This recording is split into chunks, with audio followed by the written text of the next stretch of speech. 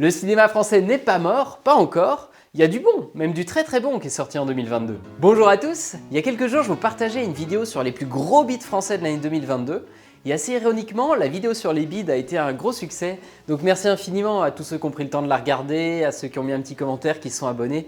Ça me fait vraiment super plaisir. Et maintenant, comme promis, on regarde du côté des plus gros succès de l'année. Alors exactement comme pour les bids, on va revenir bien sûr sur les plus gros succès au box-office, mais aussi sur les films qui sont un peu sortis de nulle part et qui ont surpris positivement, les succès inattendus, et les films à petit budget qui ont réussi à tirer leur épingle du jeu.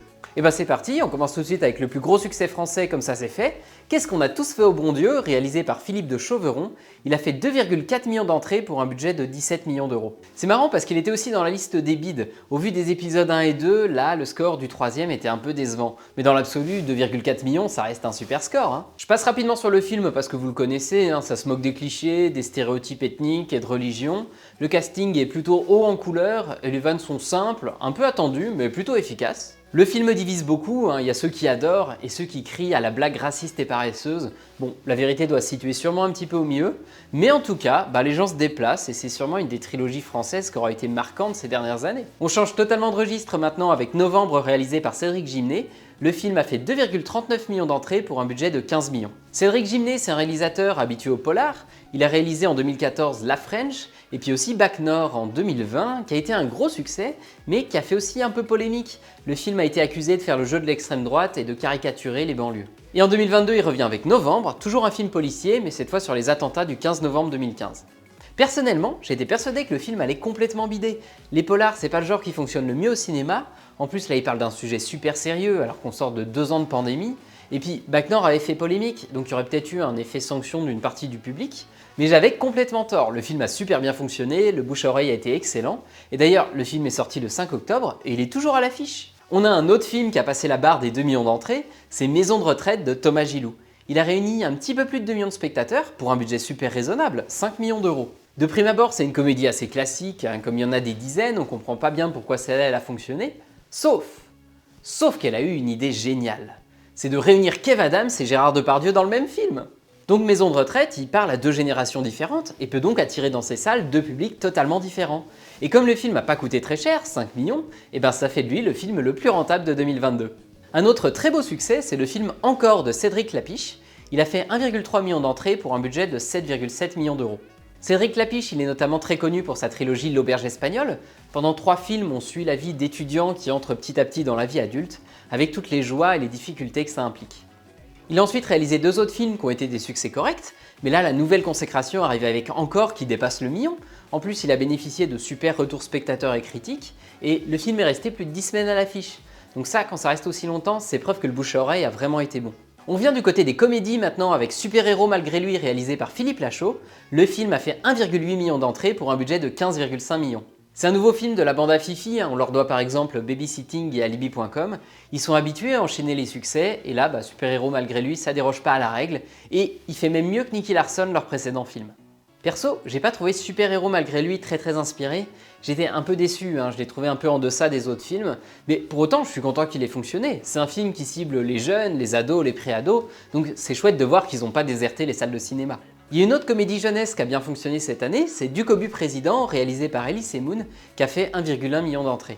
Ducobu à la base c'est une série de bandes dessinées, on suit les aventures de l'élève Ducobu, le pire élève de l'histoire. Il cherche constamment à copier sur sa voisine Léonie Gratin et à rendre invivable la vie de son professeur Monsieur Latouche.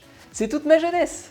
Bref, Ducobu Président, c'est quand même impressionnant. C'est le 4e film de la franchise Ducobu dans les salles et ça cartonne toujours autant. Elise Moon a même indiqué qu'il y avait un 5e opus qui était déjà en préparation. Et alors, Elise Moon joue dans les films depuis le début, il joue le rôle du professeur, mais il réalise que depuis le film 3. Les 2 premiers, ils ont été réalisés par Philippe de Chauveron, qui est le réalisateur de la trilogie Qu'est-ce qu'on a fait au bon Dieu. Le mec sait ce qui marche quand même, c'est impressionnant. Maintenant parlons d'Adieu Monsieur Hoffman de Fred Cavaillé. Il a fait 745 000 entrées pour un budget de 11,8 millions d'euros. Alors 700 000 pour quasiment 12 millions de budget, comme ça paraît pas si foufou, mais Le film il est sorti le 12 janvier 2022. C'est pile au moment de la reprise de la pandémie, le retour des contraintes sanitaires, donc l'essentiel de son public s'est pas déplacé. Mais les critiques sont vraiment super positives. Le film est un drame historique. Ça se passe en 1941, dans une France occupée par les Allemands, et on va suivre un conflit, un duel entre deux hommes interprétés par Daniel Auteuil et Gilles Lellouche. Le réalisateur Fred Cavaillé, il était surtout connu pour être un réalisateur de comédie. Il a par exemple signé Le Jeu ou alors Radin avec Danny Boone. Là, il s'essaye à un tout autre registre, mais c'est plutôt réussi. Maintenant, retour du côté des comédies avec le film Les Secpas, qui a fait un petit braquage. Il a fait 710 000 entrées pour un mini budget de 2,1 millions d'euros. Les Secpas, à l'origine, c'est une chaîne YouTube à 2 millions d'abonnés, rien que ça. C'est des petits sketchs sur une classe de Secpa qui fait un peu n'importe quoi. Et le film reprend exactement cet esprit-là. Cette fameuse classe de Secpa, elle va débarquer dans un prestigieux collège. Et du coup, ça va être le choc entre deux mondes. Le film s'est fait atomiser par la critique. 2 étoiles en critique presse et 1,8 en spectateurs. Et pourtant, les abonnés se sont déplacés et le film est un très beau succès au box-office. Quand on pense à l'adaptation de YouTube au cinéma, on pense aussi directement aux Visiteurs du futur. Alors, le film il a coûté 4,5 millions d'euros et il a réuni 332 000 spectateurs dans les salles. Alors c'est déjà un sacré tour de force que d'avoir réussi à créer un film de science-fiction avec un budget aussi serré. Donc que le film existe, c'est déjà une belle prouesse en soi. Et c'est d'ailleurs le seul film de science-fiction qu'on a eu en 2022. Du côté du score, c'est pas un score de fou furieux, mais c'est loin d'être honteux et ça laisse la possibilité à ce qu'un nouveau film débarque. À peu près au même niveau de score, on a eu Incroyable mais vrai qui a fait 315 000 entrées pour un budget de 4,4 millions et donc c'est un très beau succès personnel pour Quentin Dupieux. C'est son plus gros succès à ce jour et ce qui est intéressant c'est qu'il montre qu'il a vraiment trouvé sa niche. Maintenant, tous les ans, le mec réalise un film pas très long, au budget moyen, environ 4 millions d'euros, avec un très gros casting et puis un maximum d'absurde. Ça fera jamais des gros cartons, mais ça lui permettra toujours de rentrer dans ses frais et d'avoir un succès suffisant pour pouvoir proposer un nouveau film l'année prochaine. Maintenant, ça va être intéressant de voir comment il évolue. Est-ce qu'il va rester dans cette logique-là ou est-ce qu'il va sortir de sa zone de confort et nous proposer un truc nouveau? Un autre petit succès, mais plutôt rassurant, c'est Les Miens de Roche Dizem, qui a fait 200 000 entrées pour un petit budget de 2 millions d'euros. Entre 2006 et 2016, Roche Dizem il a sorti 3 films qui ont eu beaucoup de succès, et notamment Chocolat, qui a fait presque 2 millions d'entrées. Mais son dernier film en date, en 2019, Persona non grata, a complètement bidé. Il a même pas fait 50 000 entrées. Là, Les Miens, c'est un film tout simple, assez intimiste, mais il a été salué par la critique et il va conforter Roche Dizem dans sa capacité à proposer des réalisations de qualité. Cette année, l'humoriste Gad Elmaleh est aussi passé à la réalisation avec Reste un peu. Le film a fait 446 000 entrées pour un mini budget, 1,4 million d'euros. Gad Elmaleh, c'était la superstar des humoristes, jusqu'à ce que la chaîne YouTube Copy Comics mette en lumière le fait que bon nombre de vannes de ses spectacles étaient en fait plagiés d'auteurs américains ou anglais. À partir de ce moment-là, il décide d'orienter sa carrière davantage du côté des États-Unis, mais avec des succès en demi-teinte. Et donc en 2022, retour aux sources, il revient en France et réalise Reste un peu. C'est un film très intimiste, il joue son propre rôle et sa famille même joue dedans, et il évoque sa récente conversion au catholicisme. Bref, c'est un projet un peu surprenant, C'était un pari risqué mais qui a été payant, et c'est un peu con à dire, mais il s'est fait épingler il y a quelques années pour plagiat, et là c'est chouette de voir qu'il renoue avec le succès avec un projet qui est tout l'opposé. Ce film, il est hyper sincère, il n'a pas été pensé pour plaire au plus grand nombre, il a fait ce film-là parce qu'il avait envie de parler de quelque chose, c'était un sujet qui l'importait. Le film Les Enfants des Autres de Rebecca Zlotowski a également été une très bonne surprise, 380 000 entrées pour un budget de 4 millions d'euros. Le film évoque avec beaucoup de sensibilité la place difficile de la belle-mère, comment tout le monde trouve sa place dans une famille recomposée. À l'affiche, on retrouve Roche Dizem et Virginie Efira qui sont excellents. Moi, ça fait partie de mes coups de cœur 2022 et je vous le conseille. Maintenant parlons de Revoir Paris d'Alice Winocourt. Le film a attiré 518 000 spectateurs dans les salles pour un budget de 5,2 millions d'euros. Le film parle des attentats et du trauma qu'ils ont pu générer. Il a été salué par la presse et les spectateurs. Je ne l'ai pas encore vu, mais c'est vrai qu'il a l'air très beau. Donc Virginie Efira, elle a quand même eu 3 très beaux succès cette année, donc elle semble bien partie pour avoir un César. À suivre. Faut aussi qu'on parle de la comédie L'Innocent de Louis Garrel. C'est une comédie de braquage et ça lui a permis de frôler les 700 000 entrées pour 3,6 millions d'euros de budget. Louis Garrel, c'est d'abord un acteur et il est plutôt identifié art et essai. Mais depuis quelques années, il s'essaie aussi à la réalisation, mais ses films sont restés assez confidentiels. Son deuxième plus gros succès, c'est L'Homme fidèle en 2018 qui avait fait que 150 000 entrées. Donc là, avec L'Innocent, c'est un sacré braquage, il fait 5 fois plus. C'est impressionnant et j'espère qu'il va continuer dans cette lancée et nous proposer d'autres films grand public. Côté dessin animé, on avait 2 sorties sympas en 2022, il y avait Le Petit Nicolas et puis Le Pharaon, le Sauvage et la Princesse de Michel Oslo, le papa de Kirikou. Mais ces deux, ils n'ont pas fait des scores incroyables. Le dessin animé, lui, qui a cassé la baraque, c'est Vaillante, qui a fait 1,3 million d'entrées pour un budget de 25,5 millions d'euros. Ça se passe à New York dans les années 30, et alors c'est l'histoire d'une jeune femme qui rêve de devenir pompier, mais malheureusement c'est interdit aux femmes, il n'y a que les hommes qui peuvent. Donc elle se déguise en homme pour intégrer la brigade des pompiers débutants et arrêter un dangereux pyromane.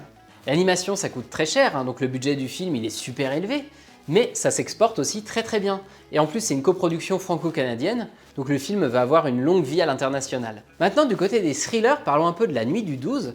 C'est pas un film à gros budget, 4 millions d'euros, il est un peu sorti de nulle part, il a été distribué par une toute petite boîte, il a pas de tête d'affiche, et pourtant grâce à un super bon bouche à oreille, il a attiré 490 000 curieux. C'est une enquête sur un féminicide, et alors le film nous questionne beaucoup sur les rapports entre hommes et femmes, et traite aussi pas mal du machisme qu'il peut y avoir dans la police. Et alors il semble en bonne position pour obtenir un César. J'ai pas vu le film donc je sais pas ce qu'il vaut en soi, mais je serais content que ce soit une petite production comme ça qui soit récompensée. Et pour terminer, je vous parle aussi de quelques succès un peu en demi-teinte.